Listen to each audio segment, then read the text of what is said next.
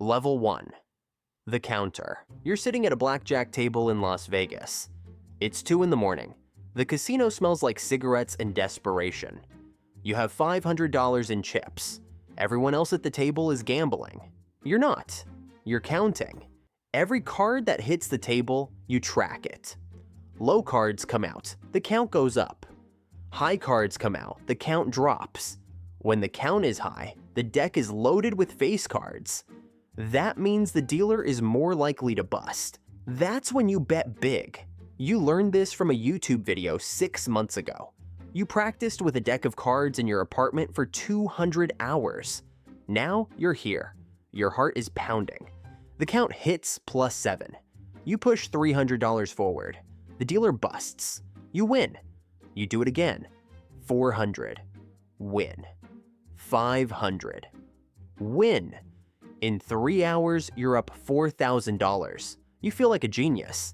Then a man in a suit appears behind the dealer. He whispers something. The dealer nods. They shuffle the deck early. All 6 decks.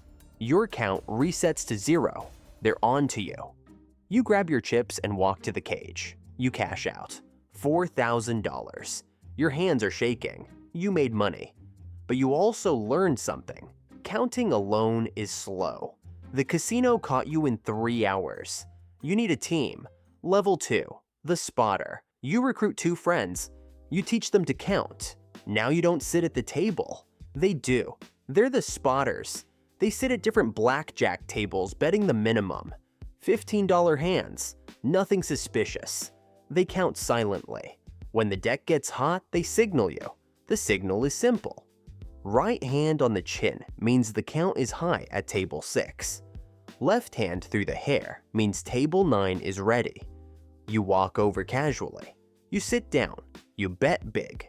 $1,000. $2,000. You win 3 hands and walk away. The spotters stay. They keep counting. They signal the next table. In 1 weekend, you make $25,000. You split it 3 ways, $8,000 each.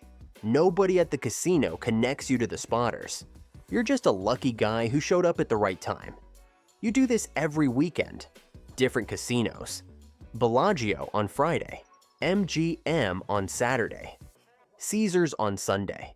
You rotate. You never hit the same casino twice in a month. After 3 months, you've made $120,000. You buy a watch, you buy a car, you feel untouchable. But the casinos are sharing information. Your photo is being circulated. You just don't know it yet. Level 3. The past poster.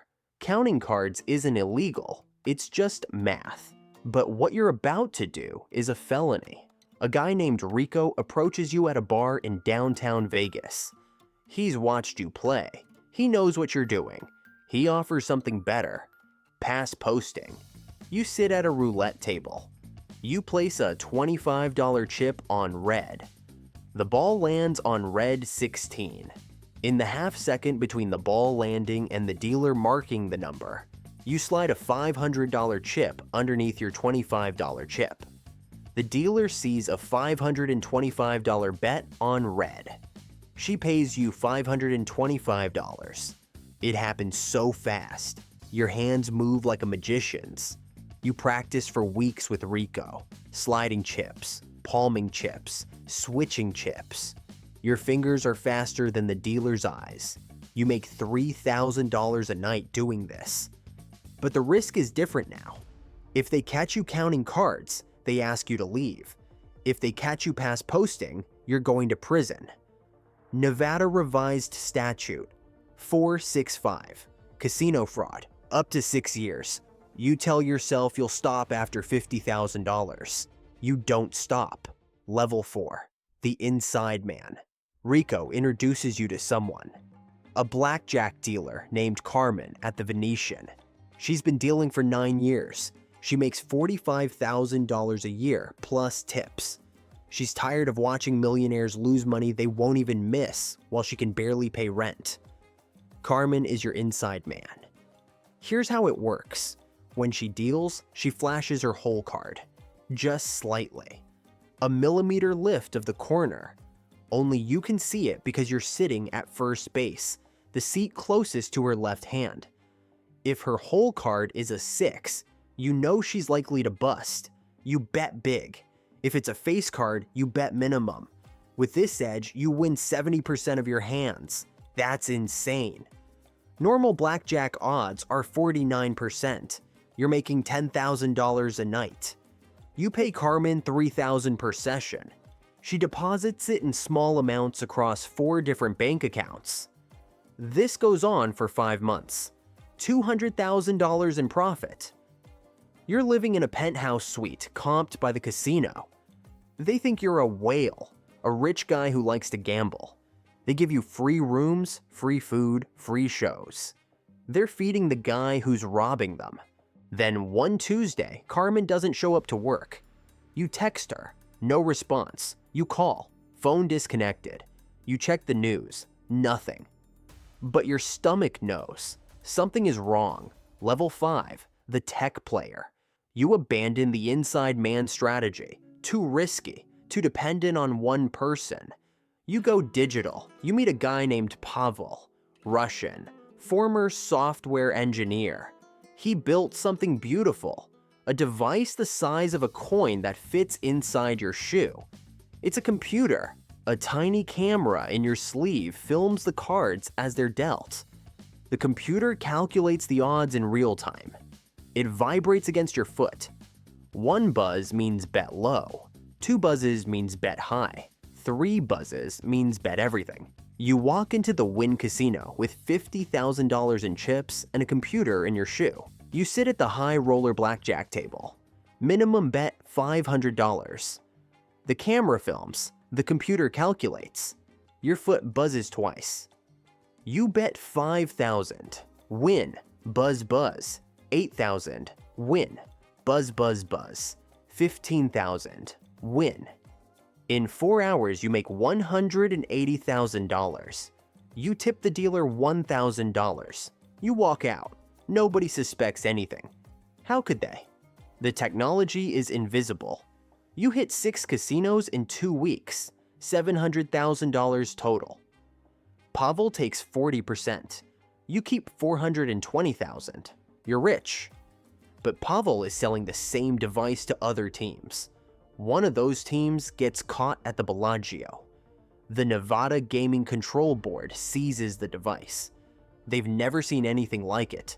They start scanning every high roller in every casino. You don't know this. You walk into the area on a Saturday night with the device in your shoe. You sit down, you play 3 hands. Security approaches. Sir, please come with us. They take you to a back room, no windows, 1 camera, 2 men in suits. They know everything. Level 6, the whale manipulator.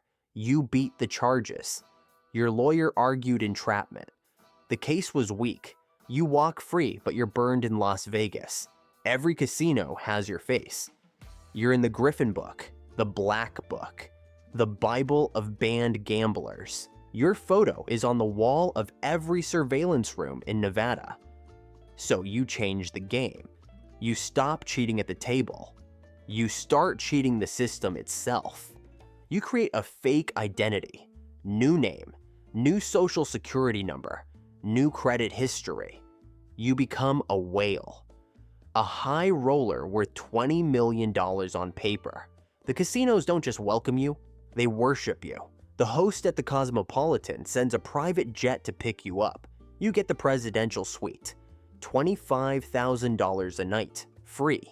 They give you a $500,000 credit line. You play baccarat, you bet big. You lose $200,000 on purpose. The casino loves you. They throw you a birthday party. They fly in a celebrity chef. But here's the scam.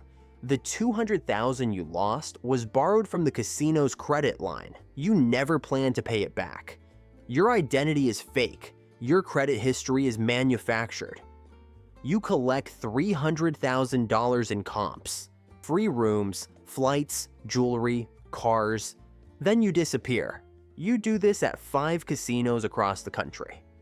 Vegas, Atlantic City, Biloxi, Connecticut. Total take, $1.2 million in comps and credit, all on a fake identity. You're not a card counter anymore. You're a con artist operating at the highest level, level 7, the mastermind. You're 38. You've been cheating casinos for 15 years. You don't cheat anymore. You run teams, 5 teams across 4 states. Each team has a counter, a spotter, a past poster, and a tech player. You supply the equipment. You plan the operations. You take 50%. Your teams generate $300,000 a month. You launder the money through a chain of laundromats in Arizona. Cash business, untraceable. You drive a Tesla. You live in a house in Henderson, Nevada, 15 minutes from the Strip. You can see the casino lights from your backyard, the same lights that made you rich. But you're managing 20 people. And people are the weakness. A spotter gets greedy and tries to run a solo operation. He gets caught. He gives your name to the Gaming Commission in exchange for reduced charges. The Nevada Gaming Control Board calls the FBI. Casino fraud across state lines is federal. They've been watching your laundromats for 6 months. They've been tracking your teams for a year. Level 8. The Fall, Wednesday, 6 in the morning. You're sleeping. The doorbell rings. You open it in your boxers. 4 FBI agents. A search warrant. They find $340,000 in cash in your garage. They find 5 fake IDs. They find the shoe devices in a safe. They find a ledger with every team member's earnings. 23 federal counts. Wire fraud, identity theft, casino fraud, money laundering, conspiracy. Your lawyer says 15 years. You take a plea deal, 8 years, federal prison, Lompoc, California. No slot machines, no blackjack tables, just concrete and time. You sit in your cell. You think about that first night at the blackjack table. $500 in chips, a count of +7. The rush when the dealer busted. You were 22 years old. You thought you were smarter than the house. Here's the truth about casinos. The house doesn't need to be smarter than you. It just needs to be more patient. You won for 15 years. They waited, and when you finally slipped, they took everything. But somewhere on the Las Vegas Strip right now, a 22-year-old kid is sitting at a blackjack table with $500 in chips. He's counting. His heart is pounding. The count just hit +7, and he thinks he's the first person smart enough to beat the house.